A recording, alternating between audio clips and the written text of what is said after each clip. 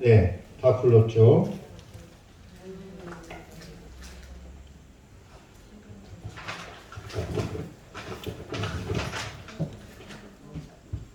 얼마 전에 저희 제가 속해 있는 단체가 그 미래 목회 포럼이라는 단체가 있어요. 미래 목회 포럼. 17년 된 주로 포럼과 세미나를 하는 단체예요.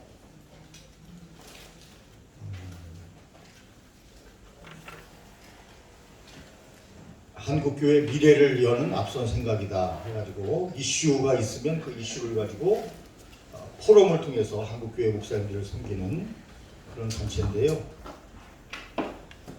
여러분은 어떻게 대선에서 대통령 후보를 어느 무드로 생각하고 계시는지 모르겠지만 아직 뭐 야당이 확정이 안 됐으니까 근데 가끔 가다가 보면 기독교인 공직자들이 있잖아요. 그죠?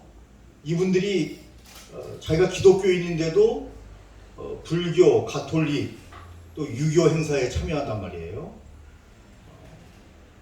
그것을 성경적으로 어떻게 봐야 되는가? 교제는 할 수 있죠. 교제. 결혼식에도 갈 수 있어요. 그런데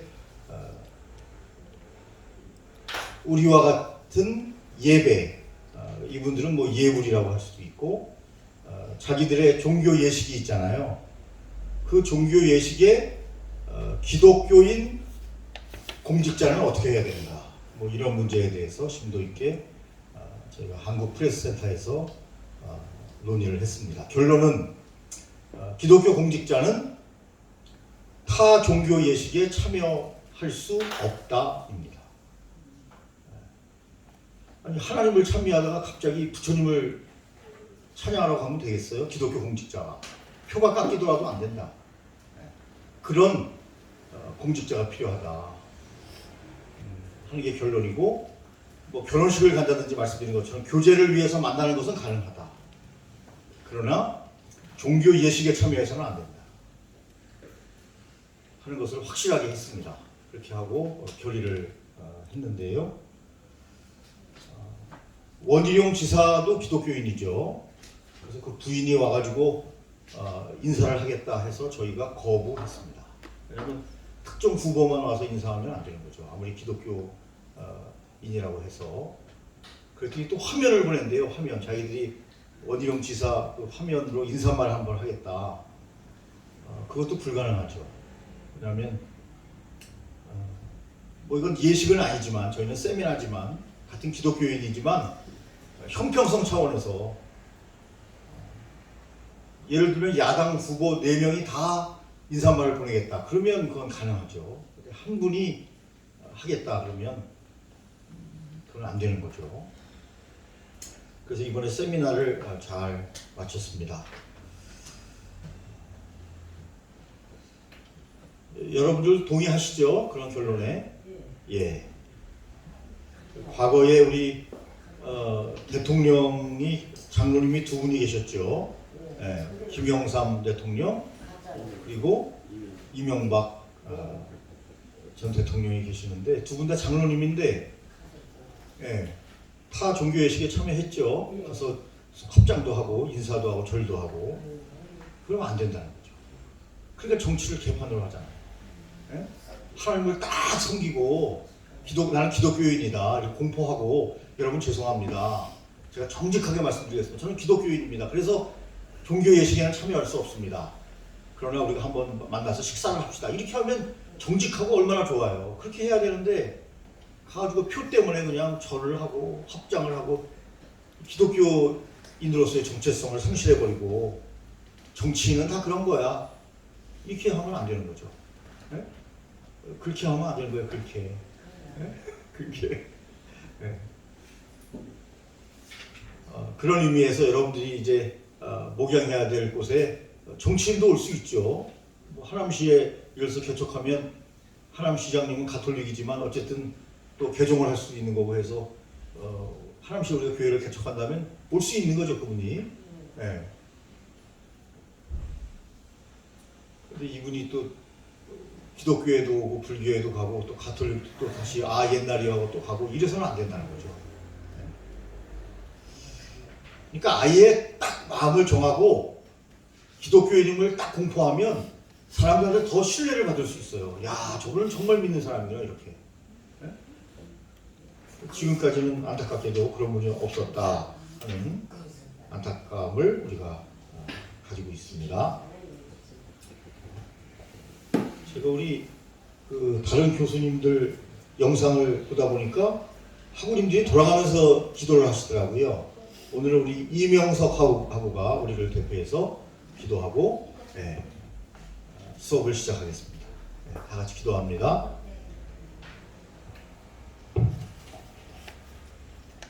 살아계신 하나님 감사합니다. 오늘 이렇게 신학교에 나오게 해서 이 강변준 교수님의 강의를 듣게 하시고 하나님의 말씀처럼 듣게 하여 주시니 감사합니다. 예수님의 이름으로 기도드렸습니다. 아멘. 기도 잘했습니다. 기도 너무 길게 하면 안 돼요. 혼자 기도할 때는 2시간, 3시간 기도해도 되는데 공중기도에는 너무 길게 하는 사람은 잘못하면 외식이 될 수 있어요. 외식. 예수님께서 외식하지 말라 그랬어요. 혼자 기도할 때는 짧게 하고 다른 사람 앞에서 한 20분 기도하고 이러면 안 돼요. 아주 사람 질리게 만들면 안 됩니다. 물론 뭐 다 같이 성령의 감동이 돼서 그것이 은혜가 되면 뭐 그건 금상첨화죠. 그런데 그것도 아닌데 혼자 그냥 막 이렇게 기도하는 그런 분들이 가까이 있어서 혼자만 그냥 충만한 거예요. 혼자만. 자, 우리 22편이죠 오늘.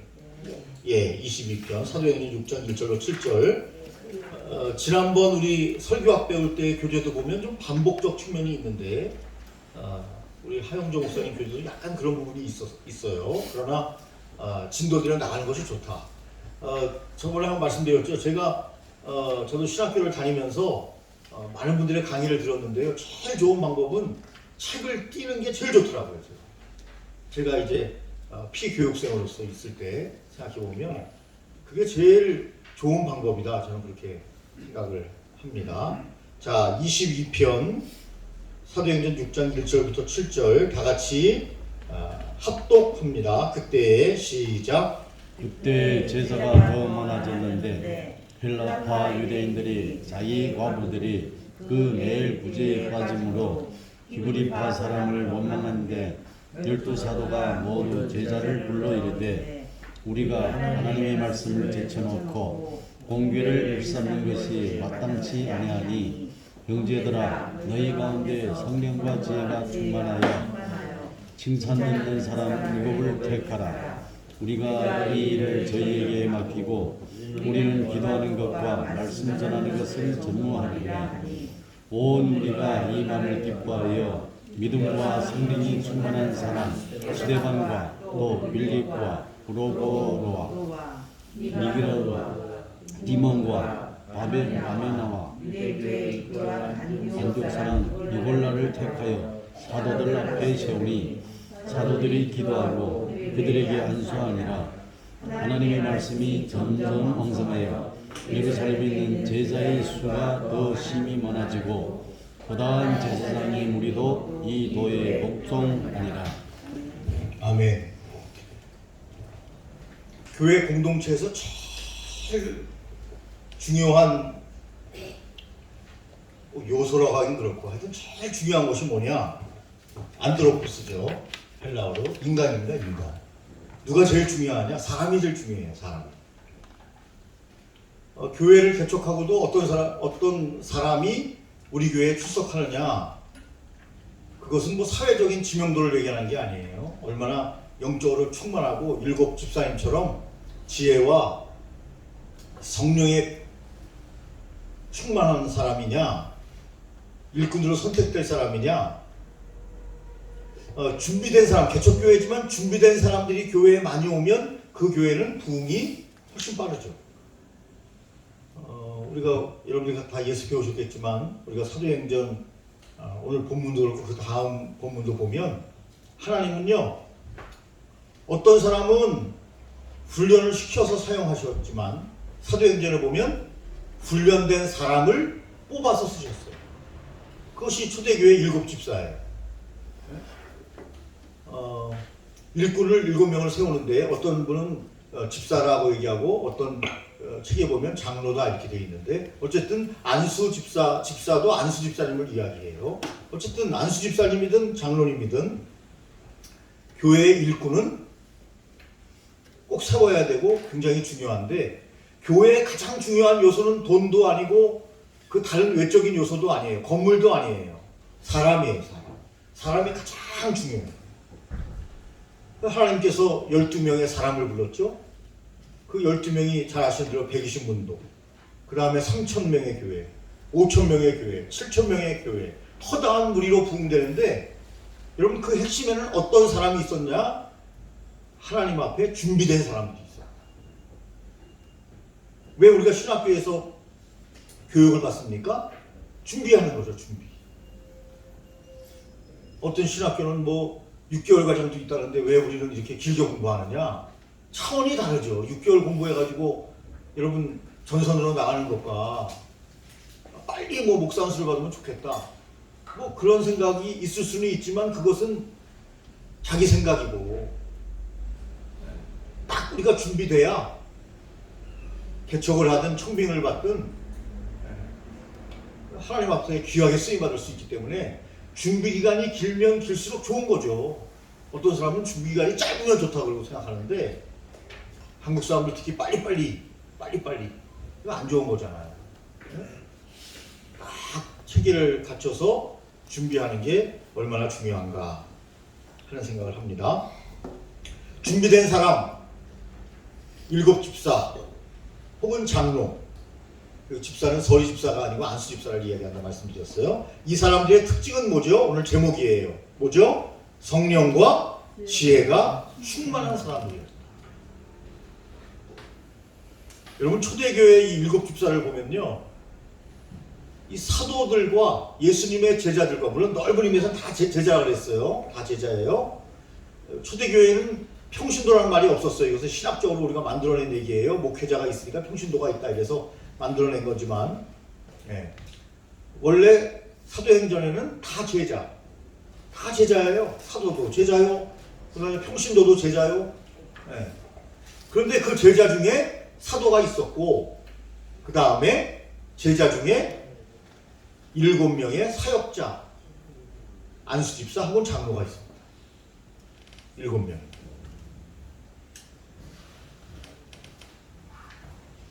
왜 이 문제가 발생했다고 그랬죠? 구제 문제 때문에. 여러분, 이 예루살렘 초대교회는요, 구제에 힘쓰는 교회였어요. 또 구제할 수 있는 물질도 넉넉했어요. 왜냐하면 많은 사람들이 아버지 집에 양식이 있도록 많이 드렸어요. 그 땅을 팔고 하나님께 드렸어요. 그러니까 그걸 가지고 교회는 뭐예요? 하루에 최소 2번씩, 매일이에요. 매일 2번씩 주위의 가난한 자들에게 교회가 여러분 음식을 제공했어요. 그 당시에 못 먹고 못 입는 사람들이 많잖아요. 교회가 풍성해지니까 구제에 힘썼단 말이죠. 근데 여러분 말로 하는 봉사는 쉽죠. 말로 하는 봉사 얼마나 쉬워요. 말만 하면 되니까. 그런데 몸으로 움직이는 봉사 얼마나 힘든지 몰라요. 그래서 성도들이 그것을 감당했다는 거죠. 매일 2끼 이상씩 가난한 사람들을 구제하는 일을 했다. 근데 그건 좋았는데요. 교회 내에도 이제 구제를 받아야 될 사람들이 있지 않습니까? 우리 한국 교회의 균형을 잘 맞춰야 돼요. 무조건 해외 성도 중요하지만 국내 성도도 중요해요. 우리 교회에 있는 성도들도 중요해요. 밖에 있는 성도, 이제 아직 불신자인 그분들도, 아직 예수를 믿지 않는 분들도 중요하지만 이 균형을 잘 맞춰야 돼요. 근데 이 예루살렘 교회에 문제가 있었던 건 뭐죠? 구제 문제 때문에 그랬다. 이렇게 함께 살펴보았습니다. 이 구제는 좋은 건데 한쪽으로 편향되는 거예요. 그래서 잘 아시는 대로, 아니 원래부터 그 지역에서 계속해서 신앙생활을 하고 그 지역에 있는 히브리파 유대인들을 중심으로 해서 자기들끼리 놀아먹더라. 아니, 놀아먹는 것은 아니죠. 엄밀히 말하면 가난한 사람들을 자기들끼리 히브리파 히브리인 중에서 돕더라. 근데 헬라파 유대인들은 뭐예요? 그러면 외국에 갔다가 온 사람들, 헬라 영향을 받고 다시 교회로 들어온 사람들, 이 사람들이 소외되더라, 구제에서. 그런 문제가 초대교회에 발생했는데 초대교회 사도들은 정말 탁월한 선택을 했죠. 그래서 사도들이 직접 구제 문제에 나서가지고 공개를 일수하는 것은 마땅치 않다. 우리는 뭘 한다고요? 기도와 말씀 전하는 일을 전무할 것이니 모든 교회 행정이나 구제나 교회 봉사는 누가 해라? 일꾼들을 세워서 해라. 7명의 안수집사, 장로를 세워서 그분들이 교회 일을 돌보도록 해라. 그랬더니 온 교회가 할렐루야 하고 좋아하더라. 그리고 교회는 더욱더 부흥되더라. 그런 말씀을 오늘 본문에서 우리가 만나게 됩니다. 부흥되는 건 좋은 거예요? 안 좋은 거예요? 좋은 거죠. 부흥되는 건.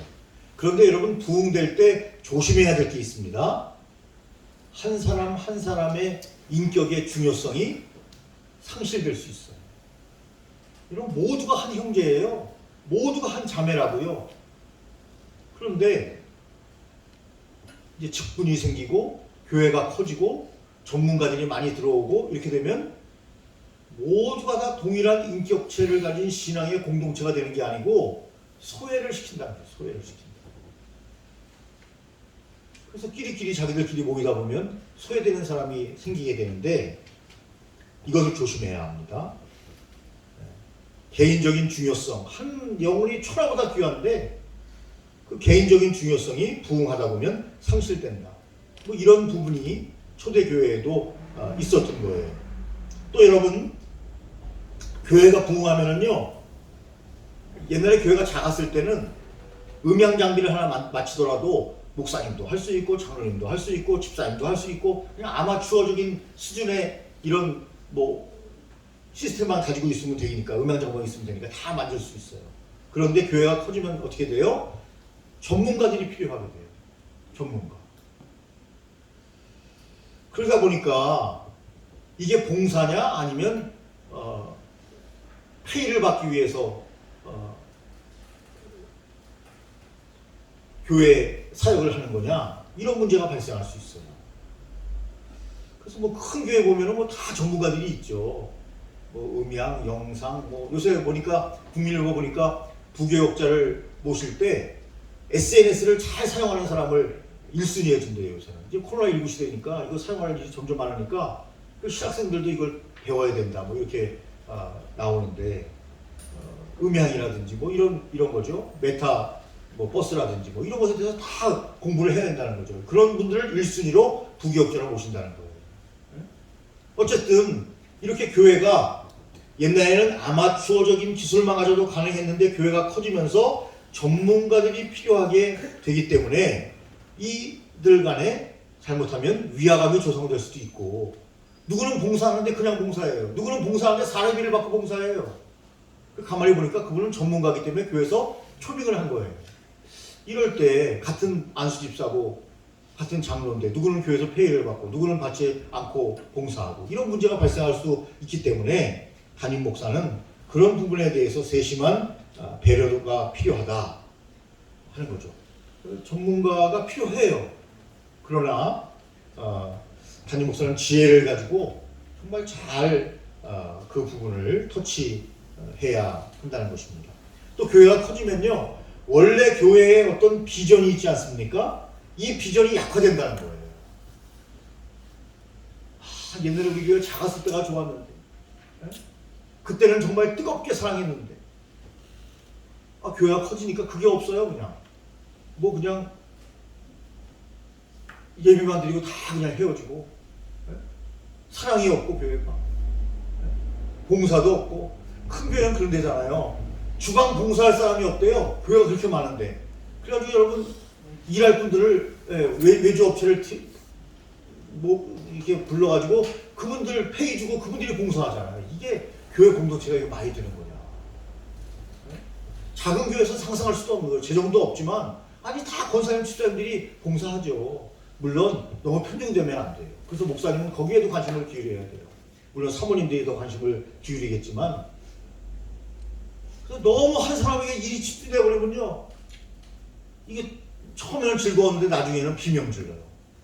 비명질러요. 옛날에 제가 있었던 어느 교회라고 말씀드리지 않겠지만 제가 교육 목사가 있었던 교회인데요. 권사님이 너무너무 교회 일을 잘하는데 그분에게 일이 너무 많이 편중되는 거예요. 그러니까 어느 날 그분이 막 울면서 목사님한테 대들더라고요. 목사님 왜 나만 시키면 너무 힘들어, 몸이 아픈 게가 한두 개가 아닌데 다른 집사님들은 하지도 않고 막 엉엉 울면서 막 목사님한테 대들더라고요. 그렇게 되면 안 돼요. 네? 아, 저분은 원래 잘하는 분이니까 그냥 확 밀어줘. 그래서는 안 된다니까요. 네? 목사님이 일꾼들을 자꾸 배출하고, 네? 그분들의 장점이 뭐고, 네? 다 알고 있어야 돼요. 네? 교회가 작으면 다 아는데 교회가 크면 뭐 얘기했죠. 돌아가신 분이지만 우리 조영기 목사님이 한 분이 인사를 하니까 누구시죠? 예, 제가 이 교회 장로입니다. 그랬대요. 예? 장로님도 모르는 거예요. 교회가 커지니까. 어떻게 장로님을 모를까 하지만 장로님이 거기는 2,000명, 3,000명 되니까요. 예? 장로님 수만. 어떻게 다 알겠어요? 막 앞에 나서가지고 활동하는 장로님들은 잘 아시겠지만 조용히 있는 장로님은 모를 수 있는 거죠. 근데 그 장로님은 얼마나 황당하겠어요. 내가 장로인데 목사님께 인사하니까 누구시죠? 그러니까 누구긴 누구예요? 장로지. 그 목사님도 훌륭한 분이셔요. 훌륭한 분이신데 좀 더 지혜가 있으시다면 예, 그냥 반갑게 누구시라고 물어볼 필요 없이 그냥 반갑게 그냥 인사하고 맞이하면 되잖아요. 예? 왜 굳이 또 긁어부시를 만드시는지. 그래서 교회가 초대교회도 이렇게 말씀드린 것처럼 크게 부흥했는데 이런 부분들에 대해서 우리 교회도 부흥하게 되면 이런 부분에 대해서 좀 관심을 기울여야 된다 하는 거예요. 교회가 분열되면 당연히 아름다운 모습이 아니죠. 그런데 구제 문제 때문에 교회 내에 분열이 있었다. 그렇게 말씀을 드렸고 이 분열을 사도들이 얼마나 지혜로운 분들인지 잘 극복하도록 일꾼을 세워서 본인들은 빠지고 만약에 여기서 사도들이 다 감당하면서 우리가 하겠다 그러면 사도들도 힘들고 성도들도 힘들고 그랬을 거예요. 딱 빠지면서 일꾼을 딱 세우니까 그동안에 잘못한 게 다 없어지는 거 아니에요. 딱 빠지니까. 예? 우리가 뭘 잘못하면요 빨리 사과하고 빨리 잘못했다고 싹 빠져야 돼요. 거기서 같이 막 지름탕에서 같이 놀면요 지도력이 상실돼요. 목사님이 잘하지만 어떤 문제가 생기면 성도님들에게 요 부분은 제가 잘못했습니다 하고 목사님이 싹 빠지고 새롭게 장로님들끼리 운영위를 만들어서 이렇게 하십시오 하고 싹 빠지면 깔끔하게 끝나는 거예요. 그 다음에 뭐 시비 걸고 또 없어요. 무슨 잘못했다고 하시고 싹 빠지고 논의 구도를 새롭게 만드는데 거기서 시비 걸 사람이 누가 있어요. 사도들이 그렇게 했다. 참 그래서 지혜가 있는 분들이다. 그렇다 보니까 새로운 일꾼이 세워지니까 헬라파 유대인하고 히브리파 유대인하고 어떻게 돼요? 잘 단합이 되고 새로운 일꾼이 세운다는 건 뭐죠? 새롭게 한다는 거죠. 새롭게 하는 건 뭐예요? 공평하고 정의롭게 한다는 거죠. 새롭게 세워지면 그렇게 되는 거예요. 왜 자꾸 장관들을 바꿔요? 뭐 문제가 있으면 좀 빨리 바꾸고 바꿔요. 새롭게 하죠. 처음부터 다시 시작하는 거예요. 개헌하잖아요. 모든 일들이. 그래서 교회에서도 일꾼을 잘 세워야 되고 타이밍이 중요해요. 타이밍. 그 타이밍을 놓치면 안 돼요. 목회자는요 특별히 지혜가 있어야 됩니다.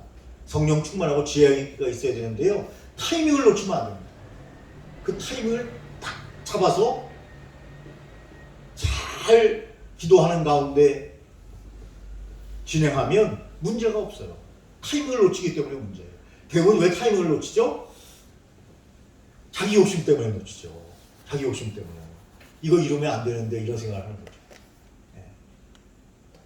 제가 아는 교회 목사님이 교회가 막 크게 부흥했어요. 정말 빨리 부흥했어요. 학교 강당을 빌려서 했는데 코로나 이전이에요. 막 교회로 부흥했는데 이제 외부에서 장로님들이 많이 오셨어요. 그 교회로 이제 수평 이동이 된 거죠. 뭐 좋은 방법은 아니지만 신자가 많이 들어오는 교회가 좋은 교회예요. 근데 이제 수평 이동이 됐어요. 장로님들이 찾아오신 거예요. 근데 그 전까지 이제 목사님이 재정권을 가지고 있어요. 목사님 개척하셨으니까. 장로님들이 그랬어요. 목사님, 재정은 이제 저희들에게 넘기시죠. 목사님이 말씀하셨어요. 절대 안 됩니다. 어떻게 됐을까요? 장로님이 다 나갔어요. 교회가 엄청나게 부흥했어요. 몇천 명으로 30명밖에 남지 않았어요. 그래서 옛날에 개척했던 작은 상가로 다시 교회가 갔어요.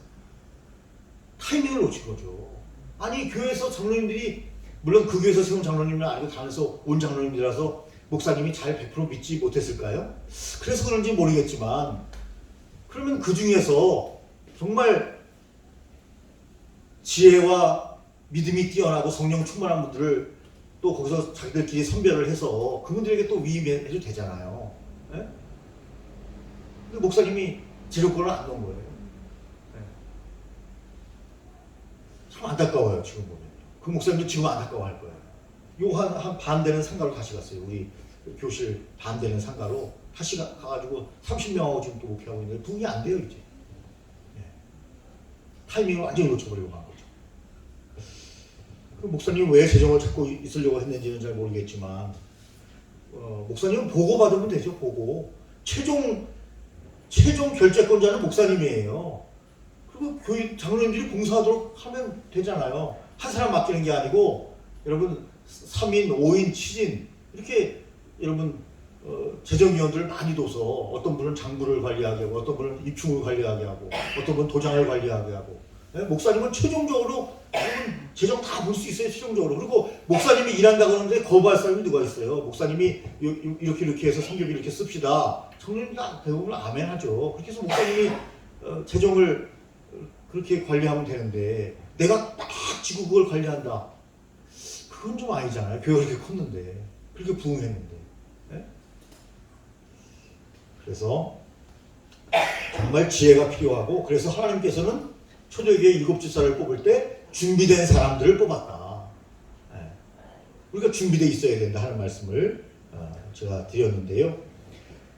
사도행전적 교회 우리가 바라보고 있는 이 초대교회는요. 현명한 판단을 했다. 이렇게 우리가 말할 수 있죠. 여러분들도 저와 여러분들도 현명한 판단을 늘 목회하는 데 있어서 현명한 판단을 해야 한다. 여러분 교회는 늘 강조하지만 본질적인 문제가 있고 비본질적인 문제가 있죠. 이럴 때 교회는 항상 본질을 찾아야 하고 목회자는 본질로 돌아가야 돼요. 어려운 일이 있을 때마다 본질로 돌아가야 돼요. 그래서 빨리빨리 잘못된 것이 있으면 수정을 하고 하나님의 계획에 맞는 사이클로 빨리 돌아가야 된다. 목회자가 먼저 돌아가야 한다. 우선순위도 항상 생각해야 됩니다. 무엇이 먼저인지. 네. 그렇게 될 때 하나님께서 교회가 아주 행복하게 주일날 성도들이 얼마나 기다려요. 네? 목회자들이 주일을 얼마나 기다려요.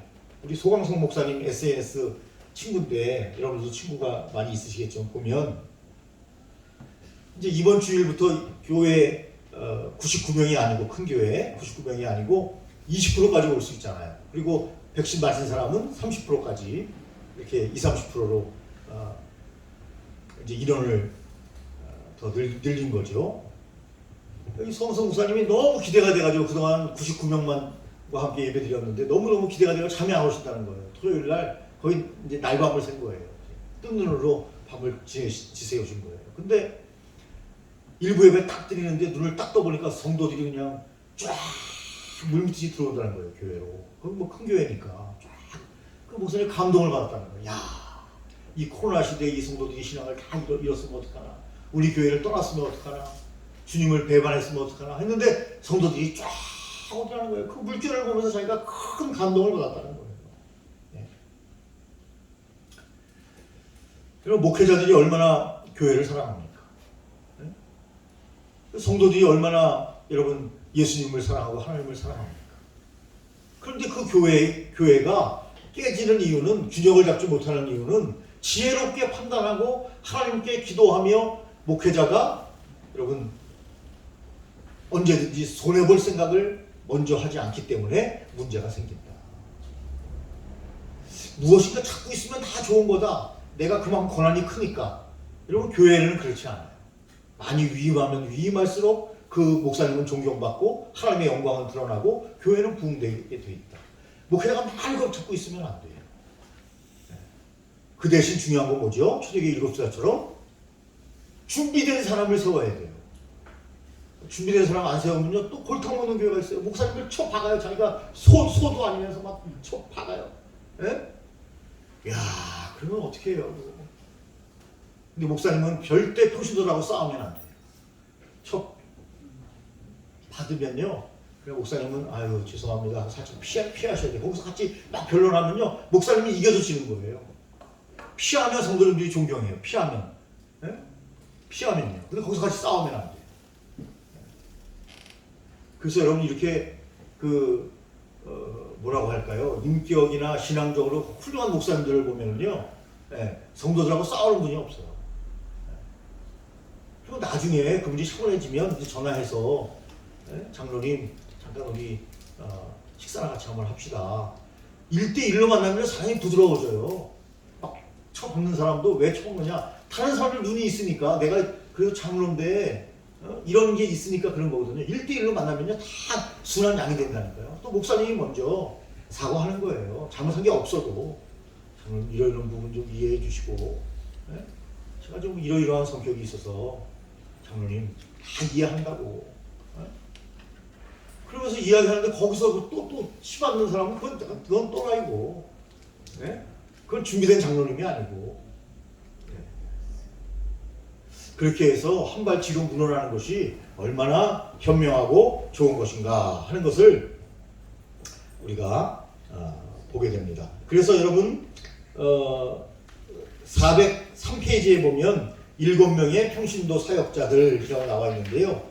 이분들은 사례도 받지 않는 사람들이에요. 평신도들이 대부분 아까 얘기한 것처럼 큰 교회가 전문가 그룹이 되면 사례를 받는 사람들이 생기지만, 그래서 뭐 제가 아는 남서울교회인가요? 거기도 보면 방송국에서 일했던 분들을 이렇게 총빙하고 교회가 막 커지고 건축을 크게 하고 하니까 평신도들 중에 그런 전문가가 없으니까 총빙하는 경우가 있는데요. 어쨌든 간에 여기 보면 그 평신도 사역자들을 세우는 데 있어서 첫째가 뭐죠?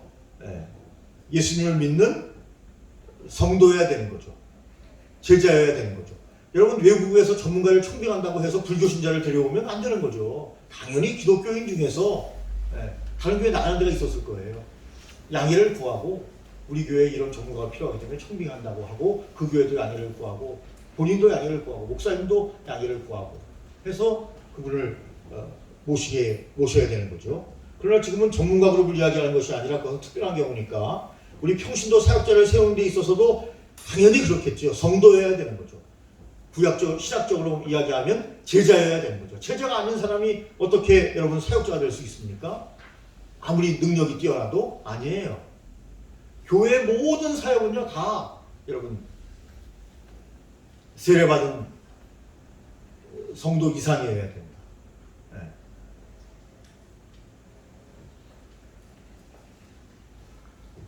그 다음에 여러분 이분들을 누가 세웠습니까? 사도들이 세웠죠. 목회자의 역할이 중요하다 그런 거. 그런데 중요한 게 뭐죠? 칭찬을 듣는 사람 7을 택하라. 칭찬을 듣는 사람 7을 택해라. 요즘 교회에서 이렇게 선거를 하다 보면 막 과열되는 교회도 있어요. 그래서 목사님이 당회에서 먼저 청거를 해서 그 다음에 2차적으로 교인들이 투표해가지고 이렇게 일꾼을 세우는데 당회에서 청거를 할 때 잘 해야 합니다. 성도들의 선택이 더 중요한 것이 아니고 당회에서의 선택이 더 중요할 수 있어요. 성도님들은 누구를 믿고 목사님을 믿고 장로님들을 믿고 그냥 막 잘 모르는 사람은 막 무조건 찍는다고요. 교회에서. 그렇다고 세상처럼 무슨 자기 이렇게 나와가지고 자기를 알리고 이럴 그런 간단히 인사를 하겠지만 무슨 자료를 만들어가지고 돌리거나 정책 자료를 좀 돌리거나 그런 것도 아니잖아요. 그러니까 정확히 그분에 대해서 모를 수 있기 때문에 칭찬 듣는 사람을 꼭 선택을 해야 됩니다. 그래서 이제 구현실로 나오는 게 뭐예요? 명예 권사님, 명예 안수집사님 이렇게 하는 거죠. 왜냐면 저분은 칭찬 듣는 분은 아닌데 신앙생활을 오래 했어요. 근데 저분이 빠지면 저분 보라마나 교회 안 나올 것 같아요. 그러니까 궁여지책으로 명예 장로님이나 뭐 그렇지 않은 경우도 있어요. 그분이 명예 권사를 원하는 경우도 있고 몸이 안 좋다든지 상황이 그렇다든지 해서 본인이 저는 시문은 어렵습니다. 그러니까 저는 목사님이 그냥 명예 권사를 해주시면 감사하겠습니다. 그런 경우도 있어요. 다양한 거지만 일반적으로 말이죠. 그것도 뭐 지혜 중에 하나라고 생각돼요. 굳이 뭐 교인을 내쫓을 필요는 없잖아요. 그렇잖아요. 지혜롭게 할 필요는 있다. 그러나 시무 장로 또 안수 집사 같은 경우는 직접적으로 교회에 사역을 하는 사람이기 때문에 많은 성도님들하고 부딪힐 수도 있고, 그죠? 또 많은 것을 판단해야 되고, 또 직분이 얼마나 경건하고 직분이 얼마나 귀중한가 하는 것도 알아야 되고, 그런 사람을 세워야 된다는 거예요. 그래야 영적인 권위를 가지고 잘 교회를 다스려 나갈 수 있다. 작은 목사님이 돼야 되는 거예요, 그분들이. 그 목사님의 목회 방향도 잘 알고 있는 사람을 세워야 돼요. 목사님의 목회 방향은 선교를 아주 강조하는 목사님이 있을 수 있죠. 물론 이게 공평하고 모든 게 다 균형 있게 되면 제일 좋은데 목사님 따라 다 다를 수 있잖아요. 선교를 막 강조. 제가 아는 어느 선교교회 목사님은요, 선교를 너무너무 강조하는 분이에요. 그런데 원로 목사님이 그게 탐탁지 않은 거예요. 이제 원로 목사님이 개척해서 교회를 크게 키우고 후임자로 오셨는데 이분이 선교만 하는 거예요. 선교만. 그러니까 목사님이 탐탁지 않은 거예요. 그래가지고 목사님하고 후임 목사님하고 원로 목사님하고 좀 시끄러워요 지금. 네? 조금 더 지혜롭게 시간을 기다릴 필요도 있는데, 네? 담임 목사 되자마자 막 무조건 선교하면서 교회 재정의 50% 100% 보낸다 막 이렇게 돼봐요. 그러면 원로 목사님이 좀 당황스럽잖아요. 네? 좀 기다리면 되거든요. 기다리면 원로 목사님도 천국에 가실 거고, 그러면 그때 왕성하게 할 수 있는데 너무 조급해요. 너무 조급해. 네? 너무 조급해. 그래서 원로 목사님 빨리 천국 가시라는 건 아니고, 예를 들면 그렇다는 겁니다. 네? 기다려야 된다는 거예요. 기다릴 줄 알아야 돼요. 근데 목사님께서 측부자를 세울 때 목사님의 목회 방향과 잘 맞지 않는 측부자를 세우면 이런 일이 벌어지는 거예요. 네. 그분은 뭐 원로 목사님은 아니지만 뭐 원로 목사님만 뭐 틀어줄 수 있나요? 집사님도 틀어줄 수 있고 권사님도 틀어줄 수 있고 장로님도 틀어줄 수 있는 거죠. 목회 방향을, 목사님 목회 방향을 잘 알아야 돼요. 그래서 제자 훈련이 필요합니다. 제자 훈련. 물론 제자는요, 예수님의 제자죠. 그러나 목사님의 목회 방향을 알아야만 잘 협조가 되는 거예요. 네. 그래서 옛날에 여러분 사랑의 교회가 지금 정리가 됐지만 왜 여러분 옥하는 목사님 돌아가셨는데도 옥하는 목사님 파, 그 다음에 오정현 목사님 파에서 왜 싸움이 있었습니까? 네. 우리는 옥하는 목사님의 목회 정책에 동의한다는 거예요. 우리는 이미 그분이 돌아가셨는데도. 그럼 장로님들이 빨리 지금 오정현 목사님이 어떤 목회 정책으로 빨리 터닝해야 되는데 그게 안 되는 거예요. 그게 안 되는 거예요. 그래서 교회가 여러분 두 개로 지금 나눠졌잖아요. 네, 두 개로 나눠졌어요. 옛날에 쓰던 성전은 옥하는 목사님 일명 옥하는 목사님 파에서 지금 예배드리고 있고 성전 다 띄워줬어요. 재산권도 다 그 교회로 다 갖고, 새로 지은 성전은 당연히 오정현 목사님 지지하는 분들이 있고 그렇게 돼 버린 거죠. 그러나 어쨌든 사역을 하는 데 있어서는요, 제자 훈련을 잘 시켜야 되는 것은 맞다. 뭐 어떤 분들은 옥하는 목사님이 제자 훈련을 더 잘 시켰으면 더 성숙해졌을 텐데, 물론 뭐 그런 아쉬움은 있죠. 그러나 뭐 어떻게 하겠어요. 그분이 이미 돌아가셨고. 그분들은 또 옥하는 목사님만 또 너무 또 좋다니까 어떻게 된 거예요. 그러면 안 되는데. 그래서 제자 훈련에 맹점이 있는 거예요. 그렇다 하더라도 교회가 평안한 가운데 성장하려면 목사님의 목표 방침하고 맞는 분들을 여러분 직분자로 세워야 교회가 평안히 가는 것은 맞다. 그런데 목사님의 목회 정책이 예수 그리스도의 목회 역적과 딱 맞아떨어지는 완벽한 교회는 없잖아요. 세상에요. 불완전한 교회예요. 교회는요. 여긴 천국이 아니잖아요. 교회도 지어져 가는 거고 만들어져 가는 거기 때문에 교회도 불완전해요. 목사님도 불완전해요. 완전하지 않아요. 그렇다 하더라도 목사님이 더 기도하고 예수 그리스도의 목회 방침을 딱 부합한다면 정말 그것은 좋은 제자 훈련이 되는 거죠. 그래서 어떤 분은 이 제자 훈련의 맹점을 목사님의 사람들을 만든다, 이런 맹점이 있다, 이렇게 이야기하는데 귀를 기울여야 하는 일이기도 합니다. 참 이 균형 감각이라는 게 참 중요해요. 균형 감각.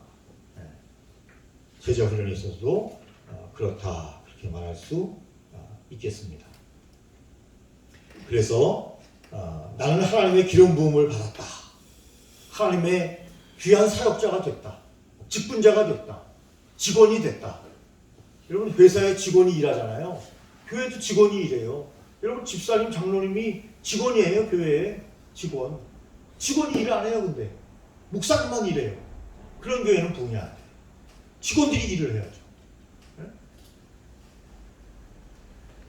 그래서 목사님이 솔선수범하는 것은 좋지만 모두가 다 함께 하나님의 귀한 교회를 세워 나가야 된다.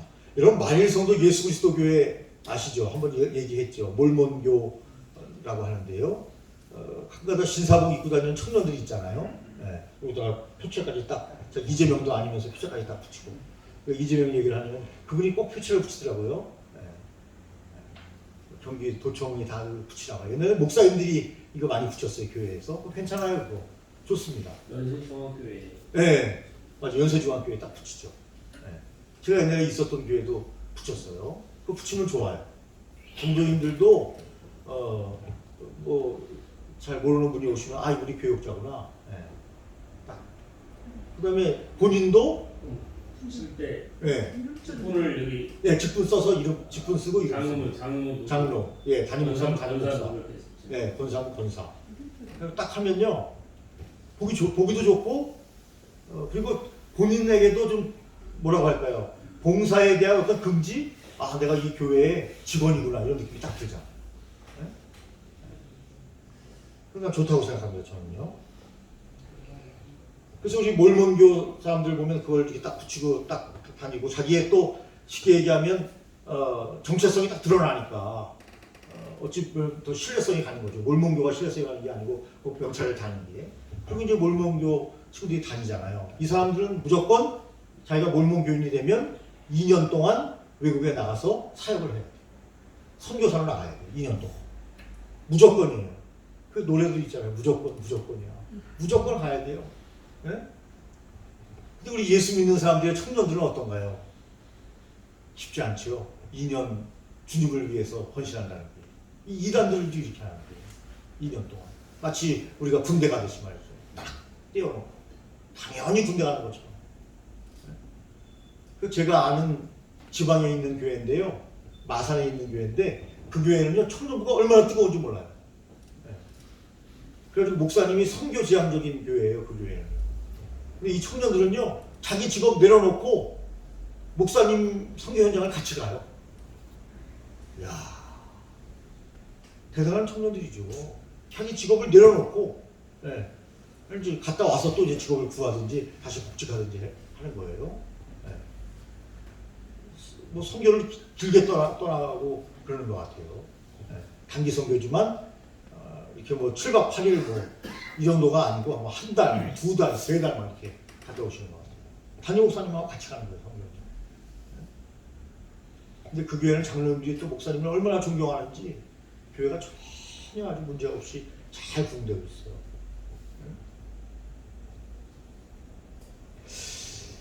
그래서 하나님의 일은 정말 준비된 사람들, 헌신된 사람들에 의해서 이루어지는구나. 우리가 부교육자로 어디 교회 가서 봉사할 때도 헌신적인 교육자와 헌신적이지 않은 교육자로 딱 분류될 수 있어. 목사님이 볼 때 딱 분류가 돼요. 어떤 교육자에게 더 관심이 가느냐? 헌신된 교육자에게 더 관심이 가죠. 자기 일만 딱 하고 딱 다른 것은 아무도 안 하는 교육자가 있어요. 나에게 맡겨진 건 이거니까 별로 큰 정이 안 가요. 그런데 정말 교회가 시키지도 않았어요, 목사님이. 근데 교회에 필요한 일을 자기가 그걸 딱 찾아서요. 그럼 목사님도 감동이죠. 야, 저 친구는 정말 됐구나. 헌신되고 준비된 사역자구나. 이런 생각이 탁 드는 거죠. 그래서 여러분들의 평신도들도 그렇게 준비되고 헌신된 분들이 많이 함께 우리가 신앙생활을 할 수 있도록 여러분 기도해야 합니다. 지금부터. 결혼할 때 좋은 배우자를 만나게 주옵소서 하고 기도하듯이 기도를 해야 합니다. 하나님 좋은 성도님들을 보내주십시오. 그래서 정말 이 땅에 하나님을 위해서 이 마지막 시대에 정말 멋있는 목회하고 싶습니다. 하나님이 좋은 성도님들을 보내주는 것도 큰 은혜고 복입니다. 복.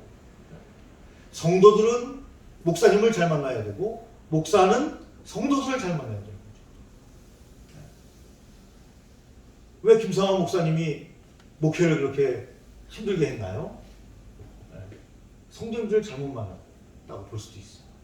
그래가지고 몇 번 실패했죠. 7번인가 8번 실패하신 분이죠. 그런데 명일동에 옛날에 500번 종점 상가 3층에다가 딱 개척을 했는데 좋은 성도들이, 준비된 성도들이 막 들어오는 거예요. 깜짝 놀란 거죠. 본인도 저렇게 부흥될 줄 꿈에도 몰랐죠. 얼마나 큰 하나님께서 팍팍 밀어주셨는데 지금도 그때의 그 감사를 그대로 가지고 있었으면 더 좋았을 텐데 아쉬움이 조금은 있지만 어쨌든 여러분 그래서 사도들의 일꾼을 세우는 원리를 보면요, 제일 먼저 중요한 것은 성령 충만, 영적 성숙도를 보았다. 영적 성숙도. 그러니까 교회에서도요, 너무 세상적인 배경만 보면 안 돼요. 제가 한번 이야기했지 않습니까? 군대 교회에서 사단장이 오니까 예배드리자고 뛰어나갔던 그 목사님. 야, 내가 그때가 상병이었나? 그럴 때인데 상병 눈에도 참 그게 그렇게 거시기하게 보이던데 다른 사람들은 어떻겠어요? 그 다음에 두 번째는요, 성령 충만하고 두 번째는 지혜가 충만한 사람들이었다는 거예요. 분별력이 있는 사람이어야 돼요. 분별력이 있는 사람.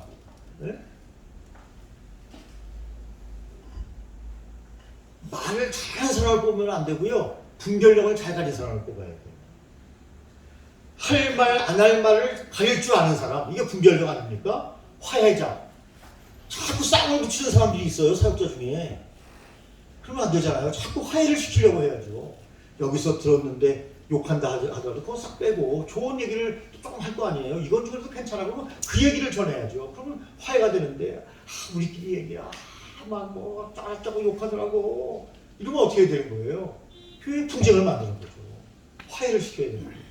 그런 사역자를 7집사, 7장로는 그런 사람을 세웠다는 거예요. 성령 충만하고 지혜 충만한 사람. 지혜가 있어야 돼요. 지식이 많은 것보다 더 중요한 것은 지혜가 충만해야 된다. 지혜가 있어야 된다. 왜 지혜 있는 사람이 필요하냐면 문제가 생겼을 때 그 문제를 잘 해결할 수 있는, 아니 그 문제를 없애고 잘 문제를 해결할 수 있는 그런 사람이 필요하기 때문입니다.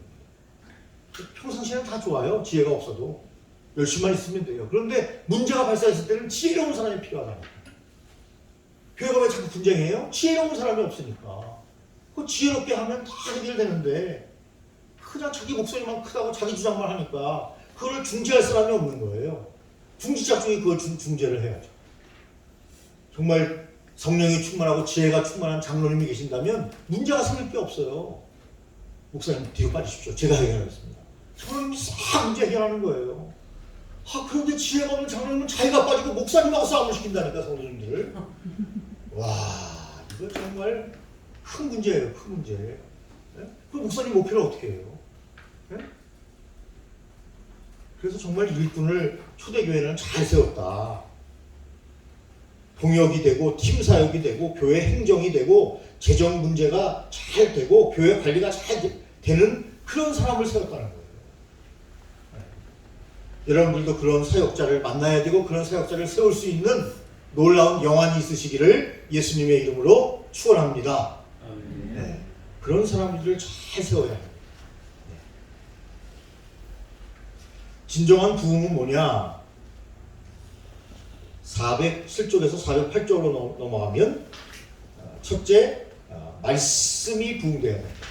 말씀의 부흥이다.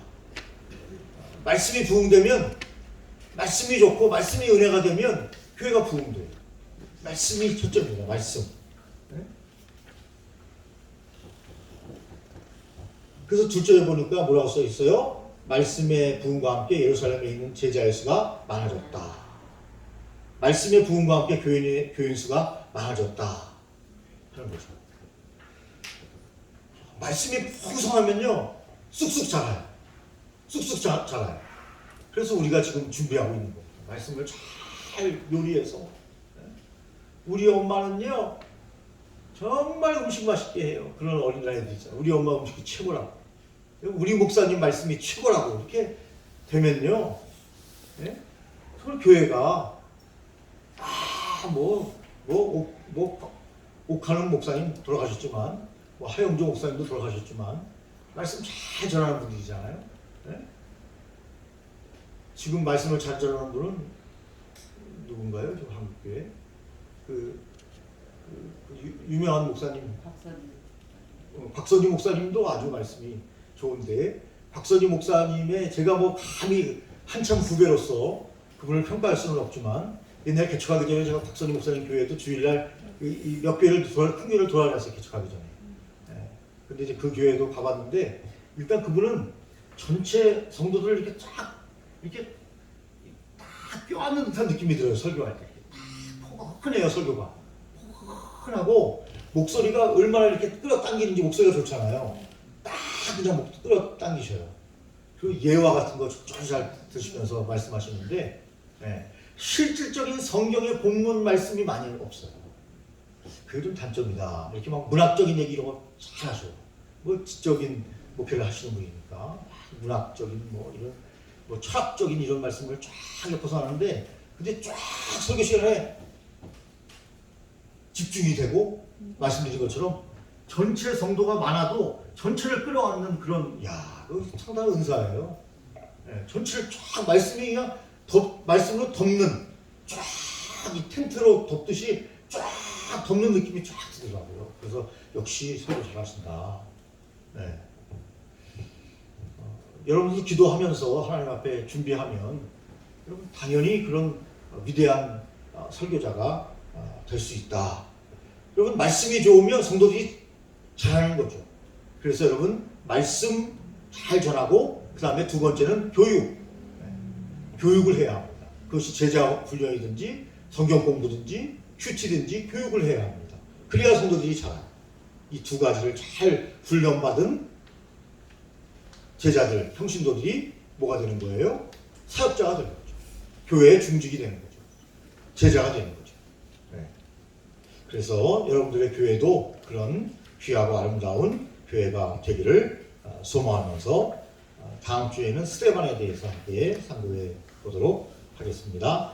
우리 기도문을 함께 읽습니다. 하나님 아버지, 우리들에게 이런 위대한 비전을 주시고 사도행전의 위대한 꿈을 주신 은혜를 찬양합니다. 교회가 커지면 문제가 많이 생길 수 있지만, 그런 문제들을 극복한 사도들의 지혜를 보면서 우리 교회도 더욱 새로워지게 하여 주옵소서. 그리고 여기서 머리 숙인 당신의 종들이 다 일곱 집사 또는 일곱 장로들처럼 성령과 지혜가 충만하며 존경받는 일꾼들이 되게 하여 주옵소서. 예수님의 이름으로 기도드립니다. 아멘. 수고 많이 하셨습니다. 감사합니다.